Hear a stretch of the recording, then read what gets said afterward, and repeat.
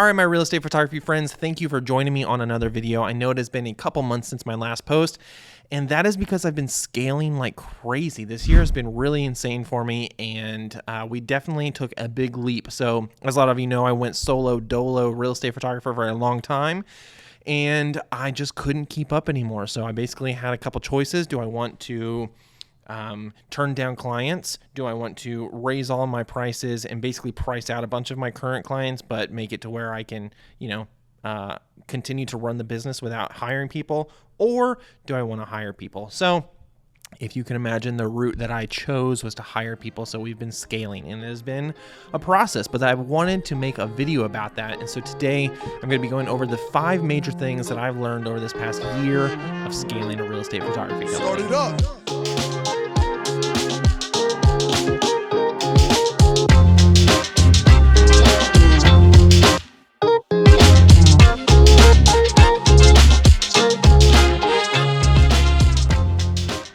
First major thing that I learned, and it is an obvious one seemingly, but it's just a scary thing to do, is to hire another photographer. For me, I have grown a business that I feel like is pretty luxury. So it's Coastal Luxury Image. It's in the name.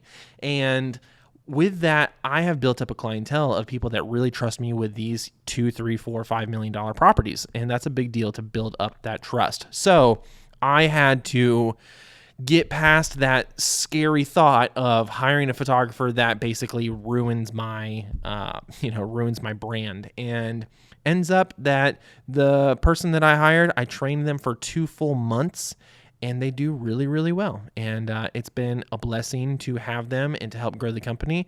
And it really helped push me past that scariness of initially hiring somebody. Number 2 is systems and processes. My goodness, everything changes so much when you hire people on. When you're used to doing everything solo and you kind of just have everything right on your computer and you know exactly what you're doing, when you move from that stage to hiring people and having to basically have your workflow across the internet, it is quite difficult to figure all of that out. So figuring out these systems and processes has been a big it's been a big thing to learn for scaling. And so, learning the best way to have your Dropbox account, to have a team working on it, learning that I need to have my creative director have a role, or being able to log into my Lightroom and Photoshop account, knowing that I need to have like my PayPal information in other people's hands so that they can also be purchasing floor plans and things like that. There's a lot to it that you just don't think about when you're running it solo, but figuring out systems and processes is huge. Number 3 is a good photo and video editor. I've had a good photo editor for a long time, but a video editor was a little bit harder for me anyway to find. Currently, I do have one photo editor, one video editor, and they are doing phenomenal. And what I ended up doing, which kind of falls back to that systems and processes thing, is they are in my Slack community. So I use Slack to, have conversations with everybody on the team, and that includes the editors. So my photo editor and both my photo and video editor are in Vietnam. So they are both in Slack. I have different channels for video editing, photo editing, and then I have my photographer and my creative director in Slack also. So everybody can communicate back and forth to each other, and it makes it so much better. Okay, number 4 kind of goes back to hiring that initial photographer, but it is buying the photography gear. So I mentioned it before that I wanted all of the equipment to be the same, and that's a tough bullet to bite, if you will. I shoot on an A7 IV, a Sony A7 IV. I have the lens to go with that, the drone, I have the tripod, the memory cards, the 360 camera, we have the Theta Z1.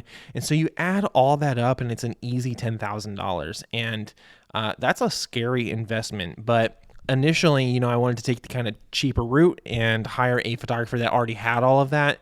And it just comes down to, you're not going to find somebody that has all of the exact equipment that you want. And I wanted the consistency. I wanted to make sure that, like I said before, one of my scariest things was ruining my brand of being able to shoot luxury homes. And if I wanted to maintain that consistency and know that I'm going to be delivering a good product, I needed the same equipment for every single shoot. So if you're thinking about scaling, I would seriously consider, getting a whole nother set of everything that you have. And for me, I know a lot of people, we all shoot on different things. Somebody might look at a $10,000 kit and think that that's tiny. I don't know. Some people are shooting on red cameras and whatnot.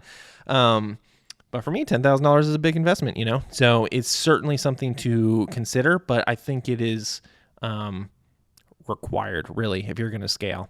So number 5 is a creative director, an assistant, an admin, whatever you want to call it.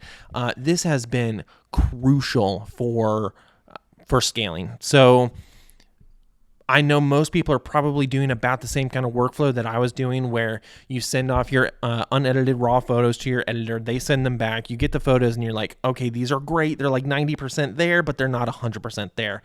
And so I would take them, put them in my own Lightroom. I would go through, tweak it, remove a car in Photoshop, make sure the lighting looks right.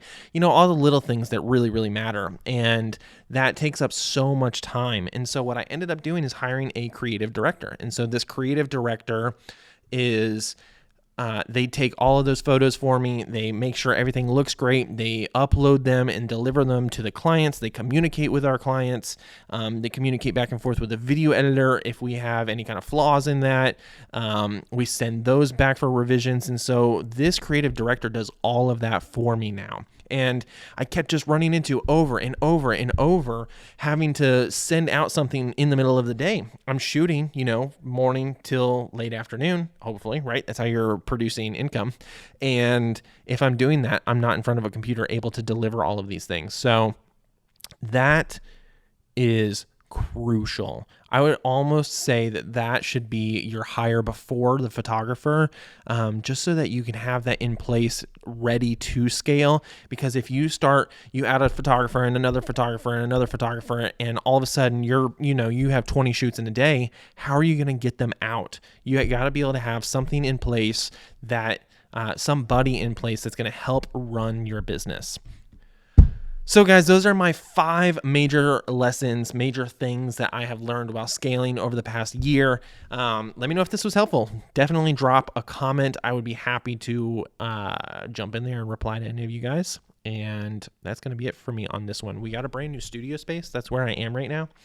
And I'm super excited for it. I got some more news coming about that. I'm going to do a little studio tour. It's just another expansion of the business, but it allows me to make more YouTube videos. So I'll catch you guys in the next one. Peace.